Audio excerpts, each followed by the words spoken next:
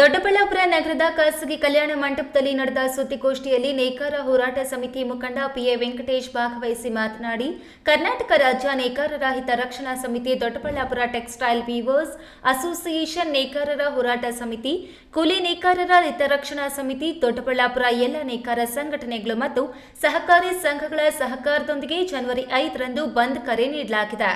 ನೇಕಾರಿಕೆ ದೊಡ್ಡಬಳ್ಳಾಪುರದ ಜೀವನಾಡಿ ಗುಡಿ ಕೈಗಾರಿಕೆಯಾಗಿದ್ದು, ಇಂದು ನೇಕಾರರು ಅಳಿವಿನ ಅಂಚಿನಲ್ಲಿ ಇದ್ದೇವೆ.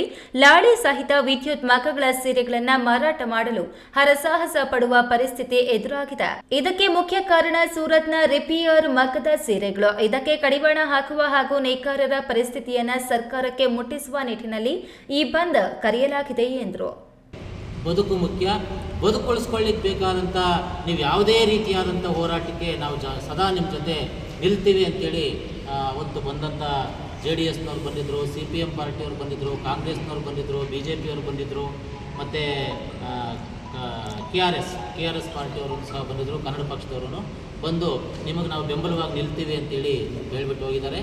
ಮಹಿಳಾ ಸಂಘಟನೆ, ಕಾರ್ಮಿಕ ಸಂಘಟನೆ ಎಲ್ಲರನ್ನೂ ಸೇರಿಸಿ ನಾವಿವತ್ತು ಈ ಒಂದು ಬಂದ್ಗೆ ಕರೆಯನ್ನು ಕೊಡ್ತಾ ಇದ್ದೀವಿ. ಮುಖ್ಯವಾಗಿ ನಾವು ಕೇಳ್ತಾ ಇರುವಂಥ ಪ್ರಶ್ನೆ ಏನಪ್ಪ ಅಂತಂದರೆ, ಸೂರತ್ ಸೀರೆ ಏನು ನಮ್ಮ ದೊಡ್ಡಬಳ್ಳಾಪುರಕ್ಕೆ ಲಗ್ಗೆ ಆಗಿದೆ, ಅದನ್ನು ತಡಿಬೇಕು ಅನ್ನುವಂಥದ್ದು ನಮ್ಮ ಪ್ರಧಾನವಾದಂಥ ಅಂಶ.